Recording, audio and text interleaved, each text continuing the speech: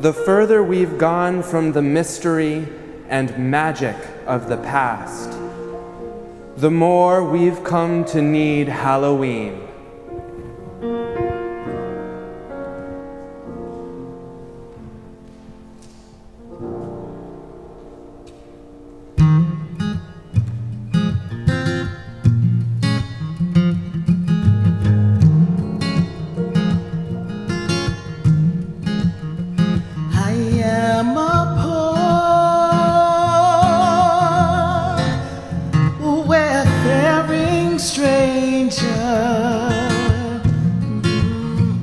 Wandering through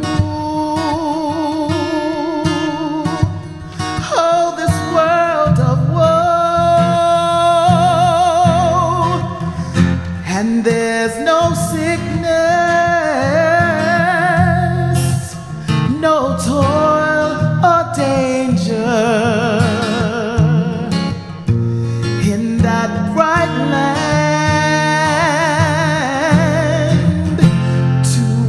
I go. I'm going there,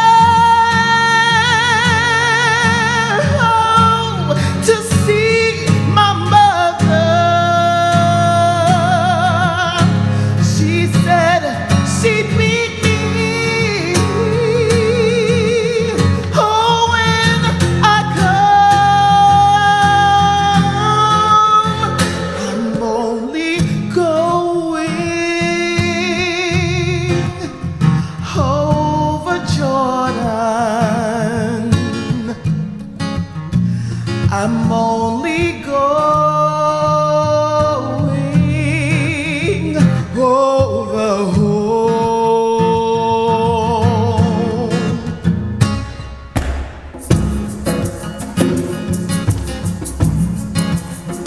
I'll soon be free from every trial, my body asleep, oh, in the old graveyard. I'll drop the cross, oh, of self-denial and enter on to my reward.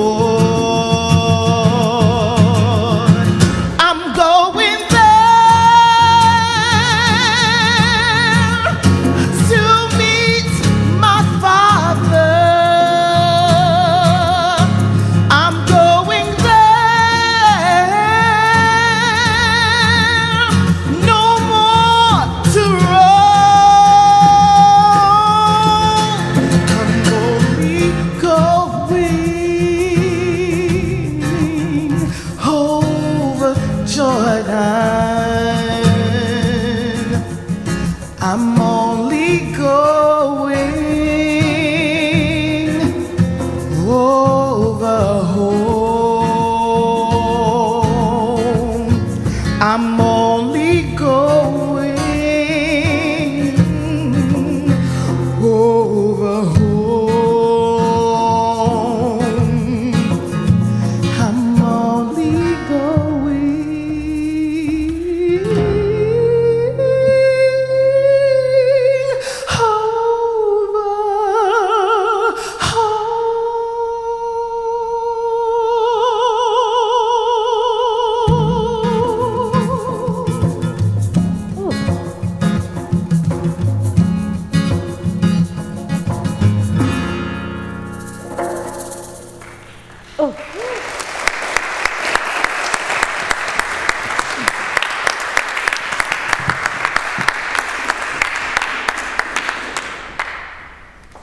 You are a gift.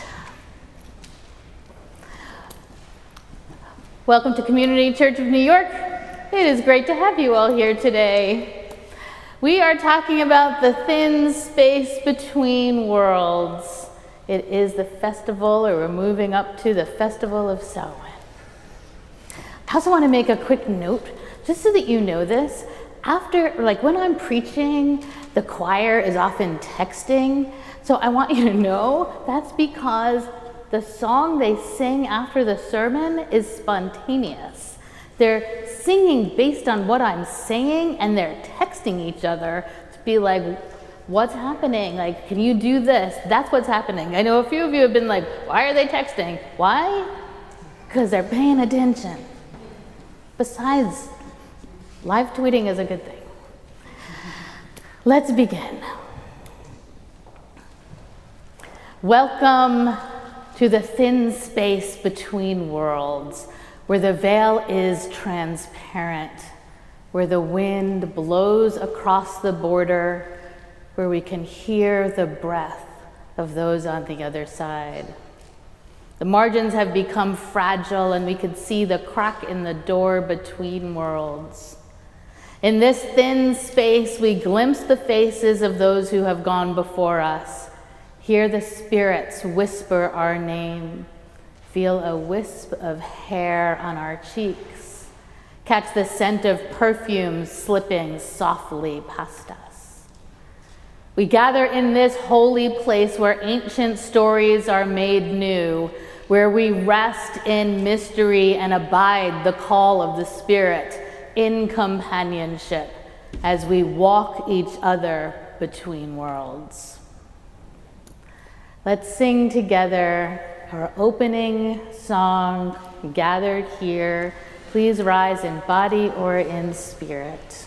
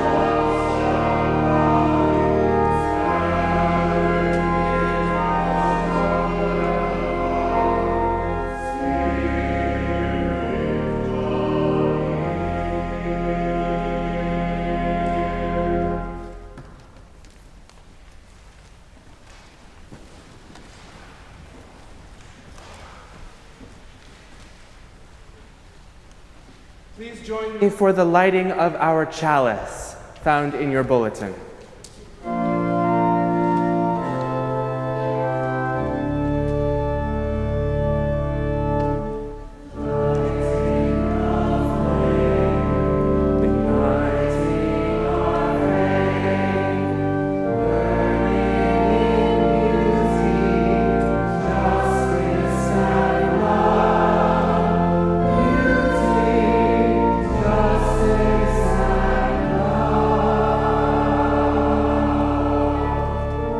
We light the chalice, the fire that guides and unites our church, kindling the flame of love that burns at the center of our faith.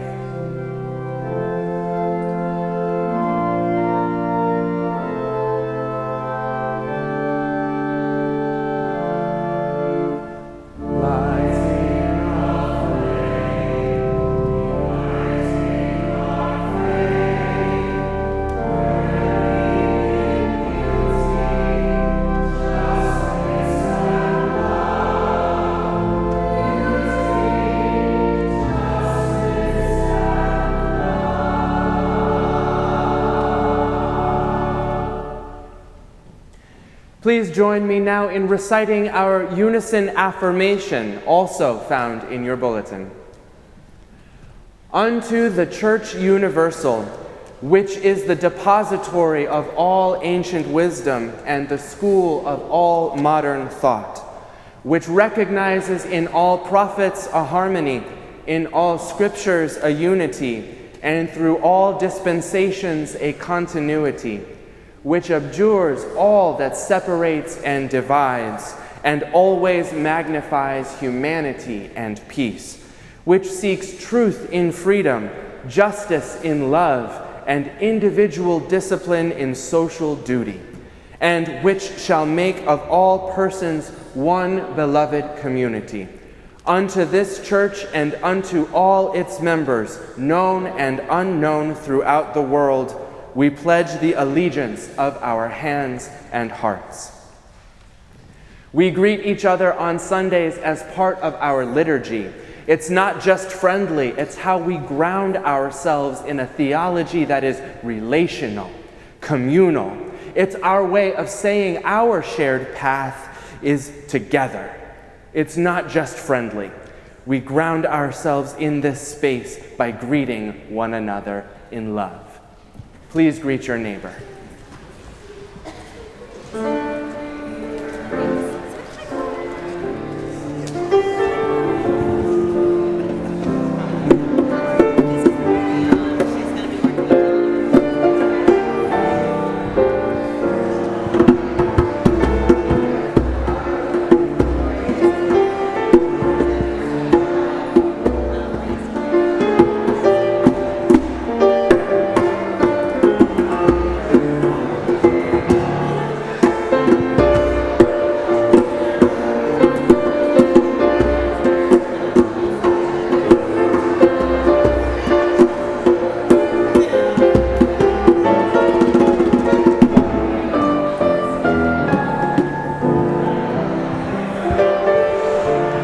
What a lovely greeting that was.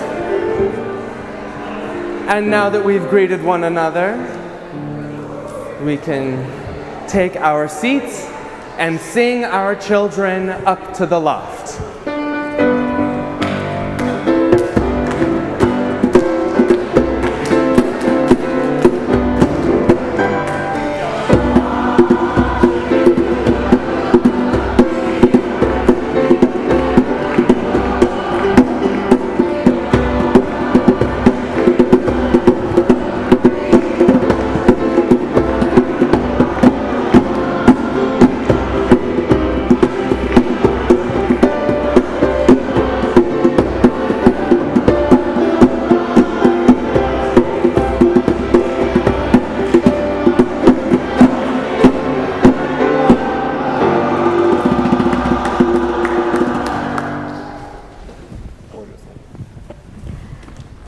We always take 1 minute to transition from this kind of gathering energy to the deeper reflection energy. And this 1 minute is just focused on the thing maybe we all walked in here thinking or being concerned about, or whatever it is that we may be carrying. So this week, ICE showed up in New York City. And I don't know about you, but that's what I've been carrying. A week ago, we were at No Kings. A whole lot of us were there. And a few days later, the federal government showed up, masked, militarized. And we showed up. Community Church showed up. We will continue to show up. We are mounting our own fierce resistance. But the experience, I don't know, you can tell me, do you feel like this? It feels like we were invaded. Does anyone else feel that way? It feels like we were invaded. So, no, actually, invaded. Feels like we were invaded. So today we're talking about things that are scary, and I think something that's far more scary than any of what we're talking about is actually happening over right now downtown. But for this time that we're together, for under an hour, we are going to just take that thing, that wretched, corrupted, manifest, power-driven, militarized hatred, the institutionalized hatred. We're going to take that and we're going to put it aside because we've got all week. We've got all month. My guess is we're going to be dealing with that for a long time. And for now, we're going to let it go. And we're going to be here together. We're going to breathe deeply. We're going to let this choir take us away. We're going to pray together. We're going to laugh together. We're going to sit together. We're going to reinforce our own commitment to love in the face of everything else that's descending on us. And we will be grateful for our time, for our relationships, for our faith, holding us, breathing through us, empowering us, no matter what else is happening.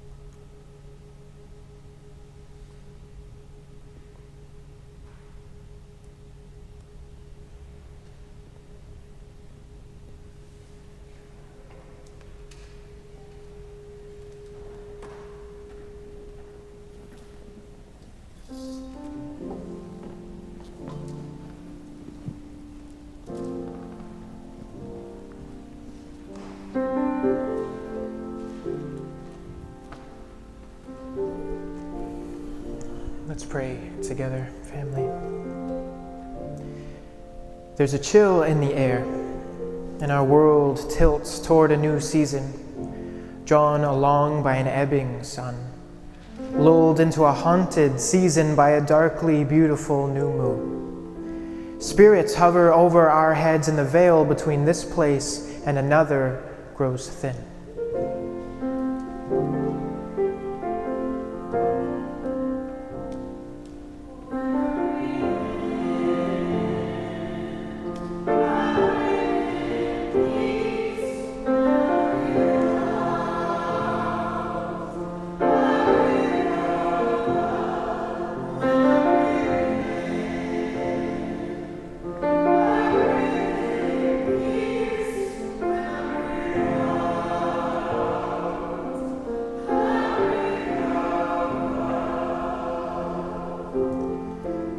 Each of us carries a unique cosmology, a world inside us.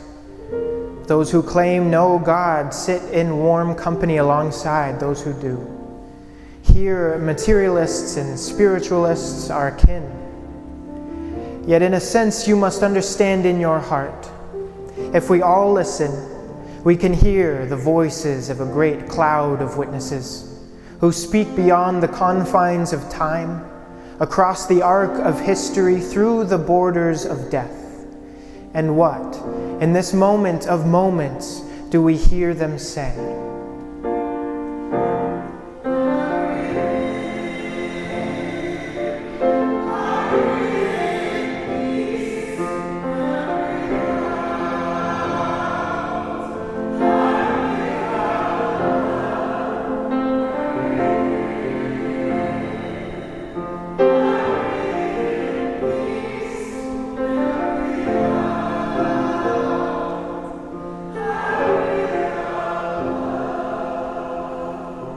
We gather strength by this communion with our ancestors. Not all of them, we have to say. The colonizers and enslavers can rot.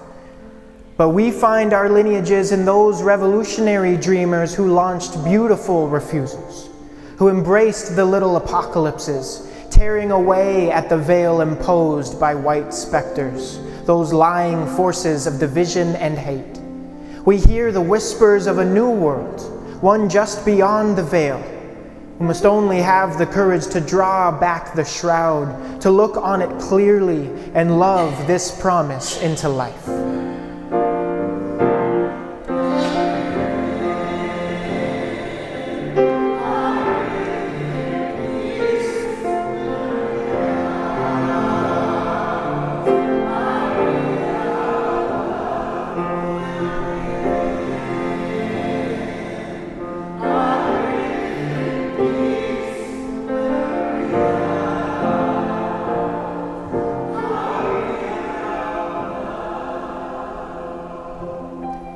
As we come forward to light our candles, we gather these intentions into flame. So please, when the moment is right for you, come to the altar and light a candle for whatever moves your soul.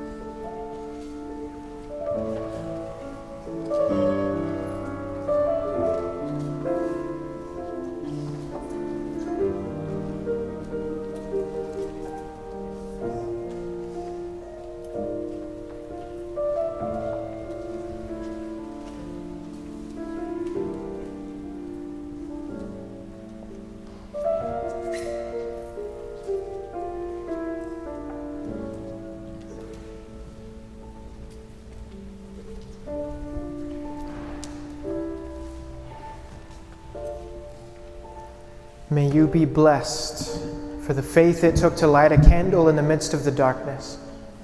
This faith is also an act of love. So may you see your love return to you sevenfold. May you find yourself living in the world you have dreamed, surrounded by the love that holds all things together. Amen.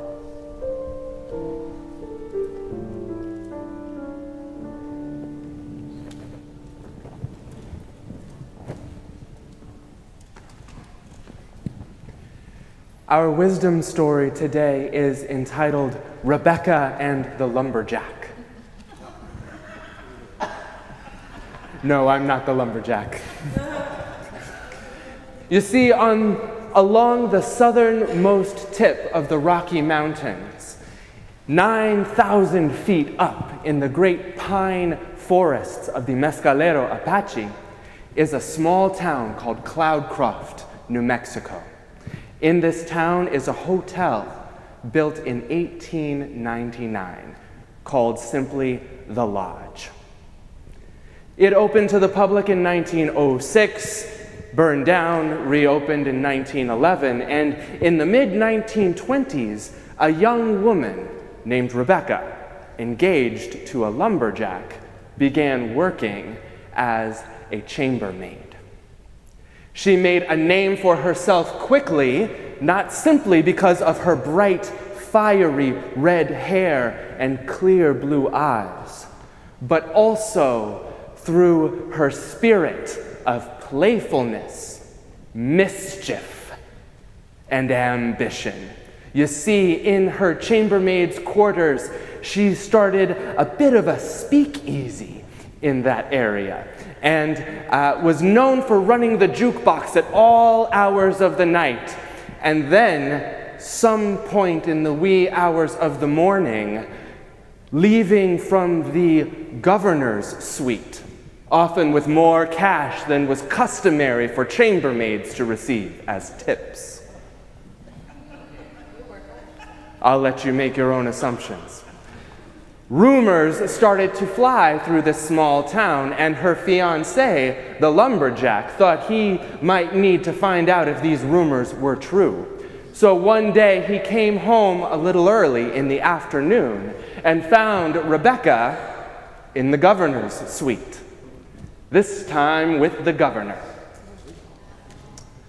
As punishment for her crimes, the lumberjack took her life. And then, in a fit of guilt and shame, he took his own life too. Ever since that fateful day, strange things have been happening at the lodge. One guest, a young man staying by himself in the governor's suite, awoke to a chill in the air and discovered his pocket watch hovering just above the bedside table. He watched as the pocket watch slowly made its way to the writing desk and then clattered to the floor. Another young man, also staying in the governor's suite, came home after a long, hard day, wanted to draw a bath, but found in his bathtub a young woman already bathing with bright red hair and clear blue eyes. Startled, he ran, picked up the phone, called the front desk, put the phone back down, and turned back to the bathroom to find no young woman and no signs of a bath having been drawn at all. A married couple came to the lodge to celebrate their anniversary.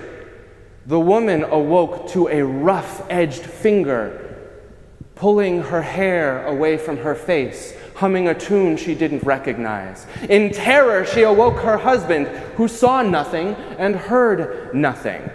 But the staff at the hotel had an idea of what had happened because this married woman's hair was bright, fiery red.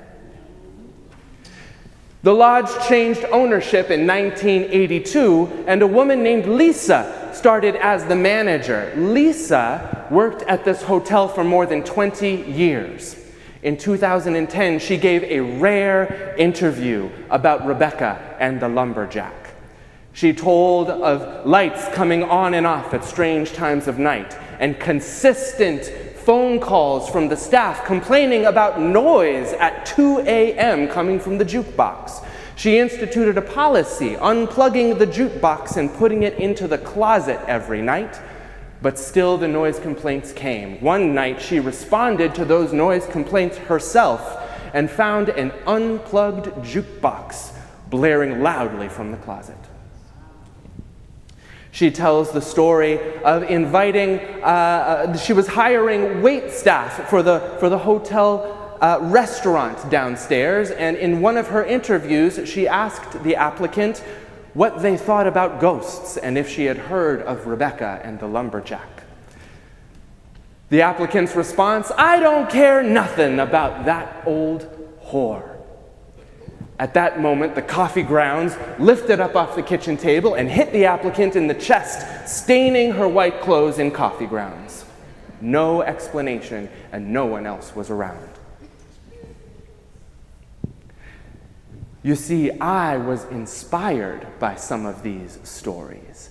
I had also heard of a friend who came to this lodge restaurant and sat and watched as a man in a tuxedo entered in. This was about mid-October, to be honest.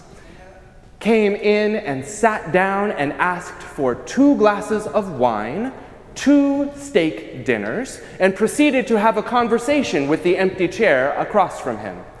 He stood up and paid his bill at the end in cash, banknotes nearly 100 years old, and when the waitstaff came to check on him, both plates had been eaten, both glasses of wine drunk. I was very excited. So in about 2016, I stayed in the lodge myself. And I regret to tell you all, nothing quite so supernatural happened to me except around bedtime, when it got inexplicably cold in my room for about 30 seconds. You see, I stayed in mid-July. There's no way it got cold all by itself. This may come as a surprise to some of you, but I imagine to others among you, this comes as no surprise. You see, there have been those among us for centuries who have told of a world behind our world. And sometimes, in some places, that space between their world and ours grows thin. Here ends our wisdom story.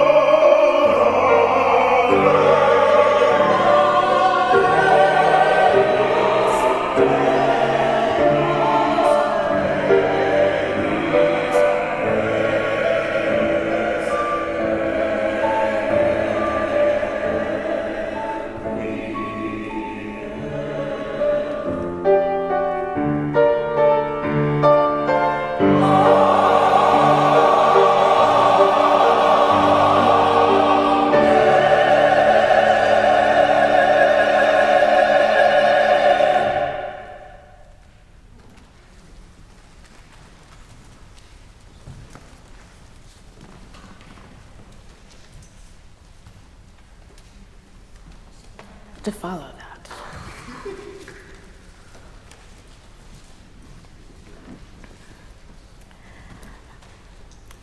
Don, as the ancient Celtic stories go, was a military leader, the oldest of 7 sons. He led his brothers and a fleet of 65 ships to Ireland, prepared for invasion and occupation, propelled by revenge for their kinsmen who were killed on sight. When they landed, they started heading for Tara, but met 3 queens along the way. One of the queens, also a goddess in Celtic lore, foretold great success for their invasion, which apparently annoyed Don no end. I suppose he didn't want a woman taking credit for his victory. So he responded something like, "We do not owe our success to her, but to our own power." So let's say that the queen/goddess was none too happy with that response and let him know that thanks to his arrogance, victory was no longer on the table for him. He would not be celebrating anytime soon. When they arrived in Tara, the forces realized they weren't actually ready for a fight and decided to head back out to sea to regroup. Legend has it they went as far as 9 waves' breadth from Irish shores. I suppose so as not to look ridiculous, they told the people they were giving them time to mount a defense, and that if they could prevent them from landing again, they'd turn tail and return home. The people, delighted by this turn of events, sought the help of their goddesses, particularly the one who was already done with Don, and they raised a great storm, demolishing most of the enemy ships. 4 of the brothers died and were buried on the ragged island known as the Skelligs. The others did return to the mainland, but Don, the original leader and instigator of the massive loss, died at sea, never setting foot on Ireland again. After his death, Don used his power in the other world to rise to a position of Lord of the Dead.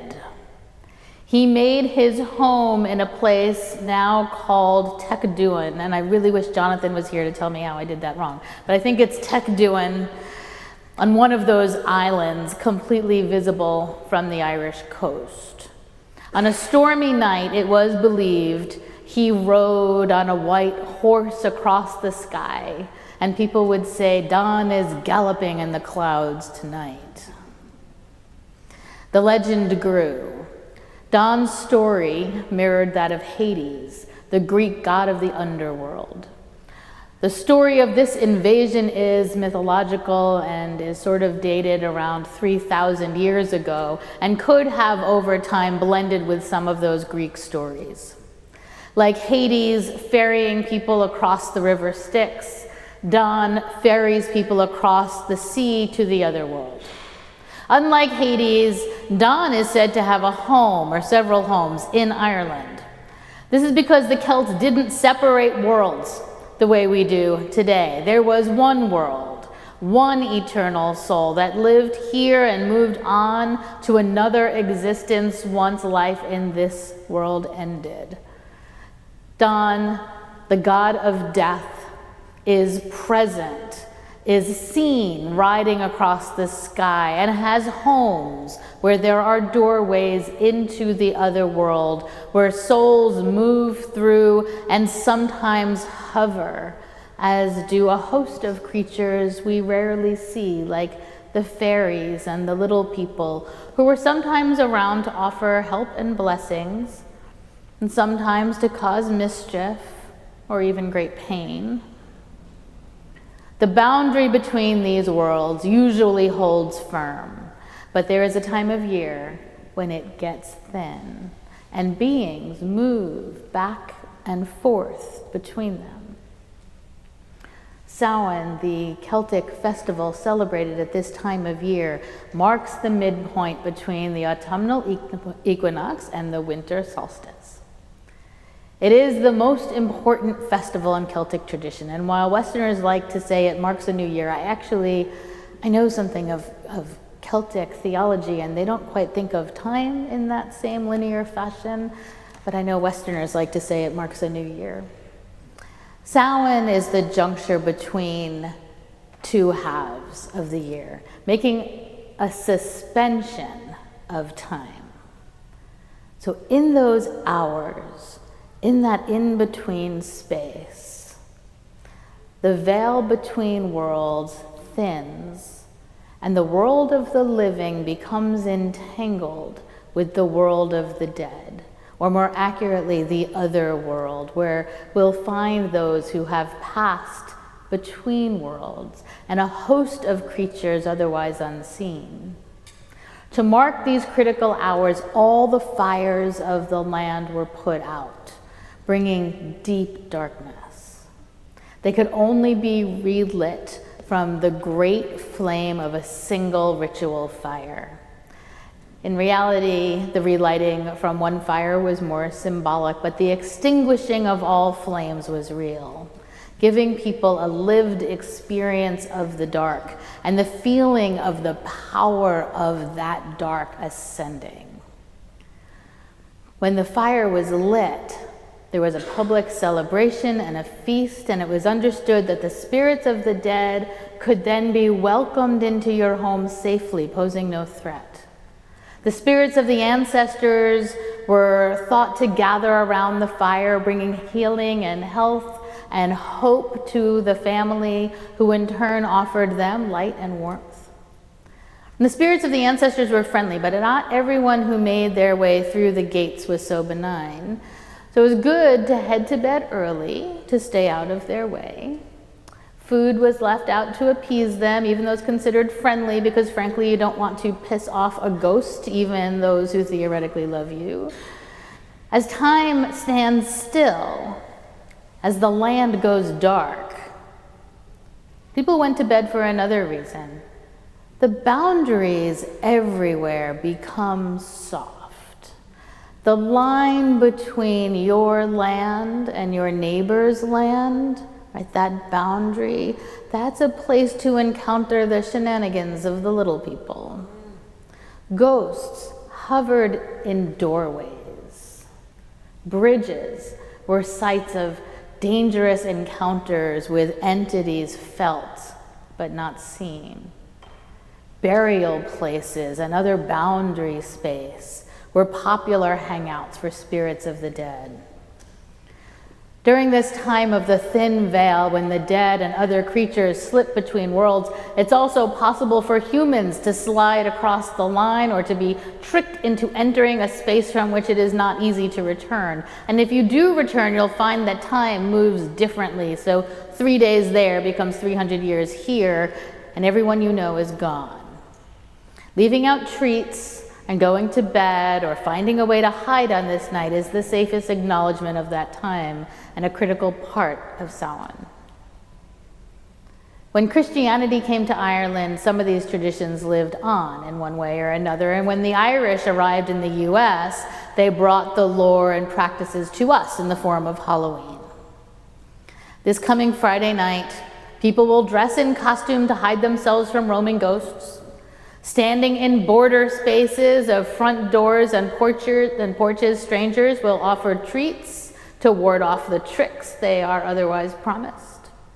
Teenagers will hover outside cemeteries, daring each other to enter, telling haunting stories. And everywhere people will light up pumpkins with fire to bring light back and frighten off wandering spirits looking to make mischief. 3,000 years later, we continue to talk about the doorway between worlds, as many countries and cultures around the globe also note what they experience as the thinning veil. We talk about all of this as fun, as ancient, as legend, as entertainment. But last year, I told a story about my grandmother's death, and half of you, maybe more than half of you, relayed a similar experience back to me.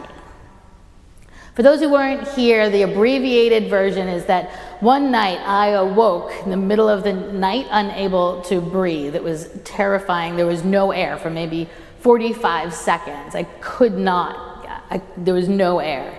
I panicked, but then the air came back. I learned a few hours later that my grandmother died apparently at that same moment. And I wasn't sure I wanted to tell that story here. I thought many of you would dismiss me as being foolish or dramatic or silly, but you didn't. Okay, let's admit it, maybe some of you did, but you didn't tell me. Instead, what I heard was how often people have had supernatural experiences at the moment of a loved one's death, or have seen, heard, or smelled someone in an undeniable way. You also told me you don't talk about those things because you had the same fear I did of dismissal. In the 16th century, because you know there has to be a history lesson, right? In the 16th century, human evolution shifted and reason was introduced in a very different way to our toolbox. The superstitions of the medieval period were melting away, and in their place was a new rational framework for how we understand the world. In the 18th century, we experienced such a universal change in how we understand everything. We call it the Enlightenment, and founded a country, this country, on the principles of reason and human rights. Valuing the human experience above religious law, imagining new ways to organize ourselves, starting with what we know to be true. This country was formed outside of the religious structure of past societies. Unitarianism was birthed very specifically in that context, and so mirrored Enlightenment principles that founding Father Thomas Jefferson predicted every American would soon be Unitarian. Reason was the precursor to religious belief and the filter for every theology. Now, the Universalists weren't so strict in their approach to the world, but that Unitarian spirit of rationalism continues to inform much of who we are, which is why I didn't want to tell you that story. It's not rational. And we don't live in a world where we see the god of death riding across the sky during a storm, or expect leprechauns to create havoc in October. Or if you do, you probably don't tell too many people that. We think our way out of acknowledging things that don't seem reasonable. We might acknowledge mystery of some kind, but it's more likely to be things we think we will one day understand, like, is there life on other planets? Experiences we define as supernatural are more likely to break into our lives, right? We're more likely to have those experiences than see an alien, but they are less likely to find their way into polite conversation. And I'm not going to change that, certainly for our culture and likely not for you. What I can do is tell you that for millennia, humans have had these experiences. And even in our hyper-rational world, we can sometimes hear the voice of someone who is not there, or feel the spirit of the ancestors in the ground beneath us when we lay prostrate on the grass. Feeling spooked in a graveyard is common, and seeing a ghost is not uncommon. So as October 31st approaches, as the veil between worlds becomes thin, we can put on our costumes and hand out candy and light up our jack-o'-lanterns, all in good fun. But we can also stand still and feel the spirit world pass through us. Listen for the voices of those who have gone before, and allow the mystery of this wild and complicated world to inspire and awe us, setting our minds on these dark, cold nights ablaze.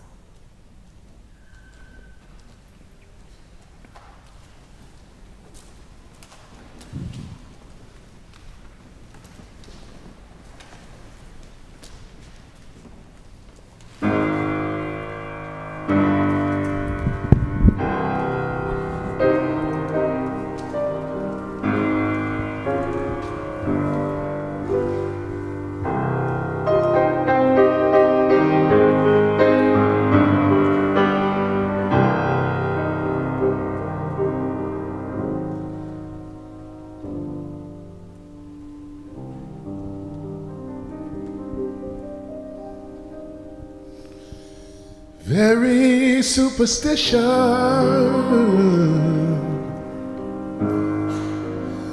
Writings on the wall, very superstitious. Ladder's about to fall. 13-month maybe broke the looking glass. 7 years of bad luck, good things in your past.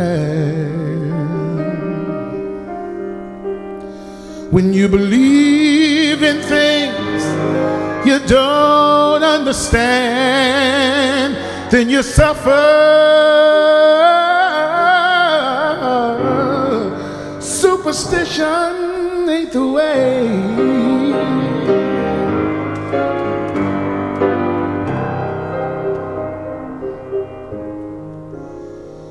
Very superstitious. Wash your face and hands. Rid me of the problem. Do all that you can. Keep me in a daydream. Keep me going strong. You don't want to say me. Sad is my song. When you believe in things you don't understand, you suffer. Superstition ain't the way. Hey, very superstitious. Nothing more to say. Very superstitious. The devil's on his way. 13-month-old baby broke the looking glass. 7 years of bad luck, good things in your past. When you believe in things you don't understand, you suffer.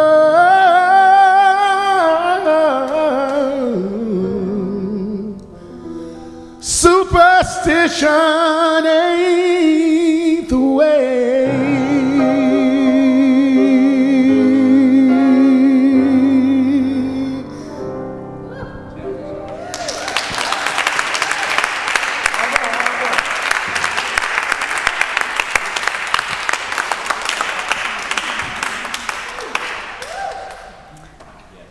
Before we go, I have two quick announcements. One is that if you're interested in being part of a rapid response team, or you're just interested in finding out what we're doing quickly when we need somebody to make a phone call or show up somewhere, we've created a rapid response network that we're hoping people will sign up for. There's something in the back, you can put your name down. There's also a QR code if you want to sign yourself up right there. If you're interested and willing, we would be grateful. And the other thing is that we have a path to membership conversation after this. If you're thinking maybe you would want to be a member, or even just you're interested in learning more about what community church is really about and maybe meeting some of the other new people, Jody, Connor, and I will be walking across the street over to the office. Please join us. It would be good to have you there.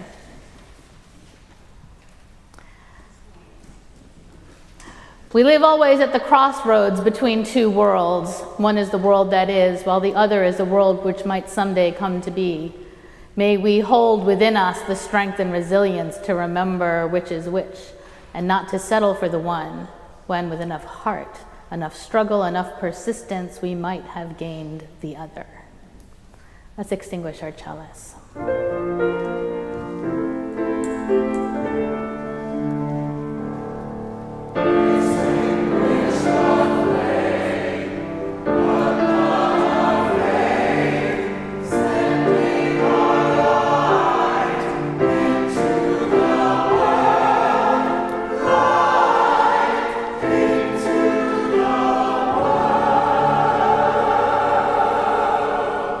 Send our light into the world where healing and hope are needed.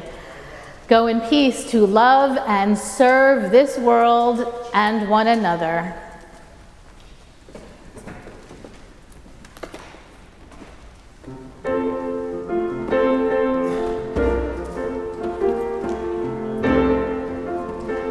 Why don't you sing along?